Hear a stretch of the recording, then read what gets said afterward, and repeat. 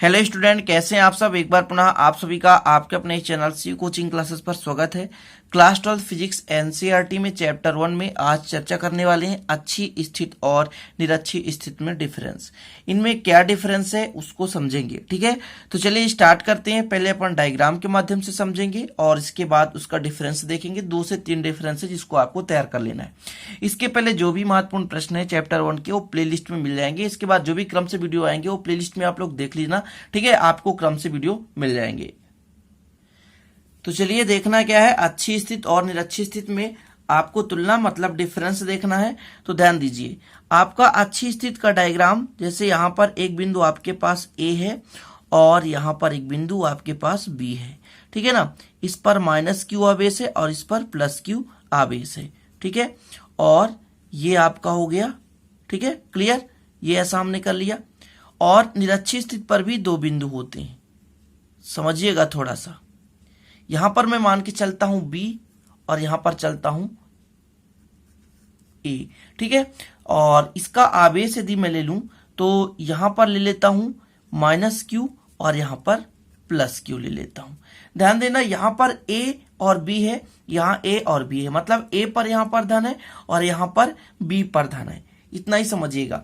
इसमें होता क्या है कि अच्छी स्थिति की परिभाषा क्या हुआ है, बिंदु जिस पर हमें विद्युत क्षेत्र की तीव्रता ज्ञात करनी हो वो बढ़ाए गए द्विध्रुव अक्ष पर जब स्थित होता है उसे क्या कहते हैं, अच्छी स्थिति कहते हैं।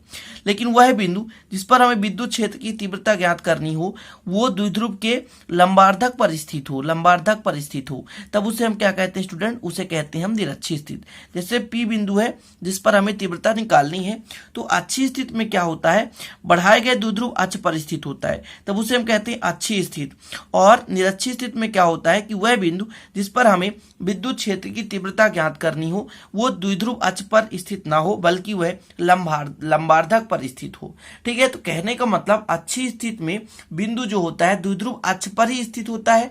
कहने का मतलब उसको आगे बढ़ा देते हैं स्टूडेंट, समझ रहे हैं। लेकिन निरक्षी स्थिति में क्या होता है कि जो बिंदु होता है द्विध्रुव अक्ष के लंब समद्विभाजक पर स्थित होता है। कहां होता है, लंब समद्विभाजक पर स्थित होता है। अब यदि बात की जाए तीव्रता की, तो जब इसकी तीव्रता आपने निकाला था, आपने यदि वीडियो देखा होगा तो जरूर समझा होगा कि इसका मान होता है 1/4πε0 या 0 इसे पढ़ लो। फिर P होता है P/r³ होता है, ठीक है। और जो इसका मान होता है ये 2P के बराबर होता है। इसका होता है 1/4πε0 इंटू P/r³। अब यहां पर देखें स्टूडेंट, जो इसमें है और इसमें है क्या डिफरेंस है, तो ये दिख रहा है 2 और यहां पर सिंगल। कहने का मतलब अच्छी स्थिति में जो तीव्रता होती है, अच्छी स्थिति में जो तीव्रता होती है वो निरक्षी स्थिति की अपेक्षा दुगुना होती है। क्लियर है। जब ये दुगुना है तो निरक्षी स्थिति इसके अपेक्षा आधी है। क्लियर है ना।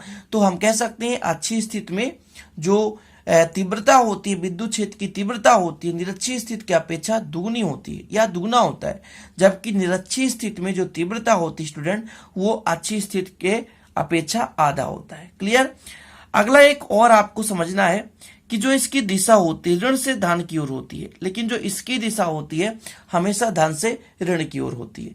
तो अपोजिट होने के कारण हम कह सकते हैं कि जो इसकी तीव्रता होती है वो अक्ष के अनुदिश होती है, जबकि इसकी तीव्रता जो होती है स्टूडेंट वो द्विध्रुव अक्ष के समांतर होती है।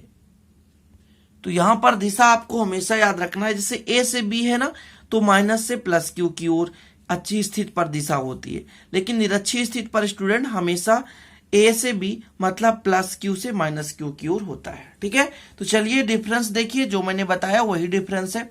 पहला आपका जो डिफरेंस है कि देखिए अच्छी स्थिति में, इस स्थिति में बिंदु बढ़ाए गए द्विध्रुव अक्ष पर स्थित होता है, ये चीज मैंने आपको बताया था।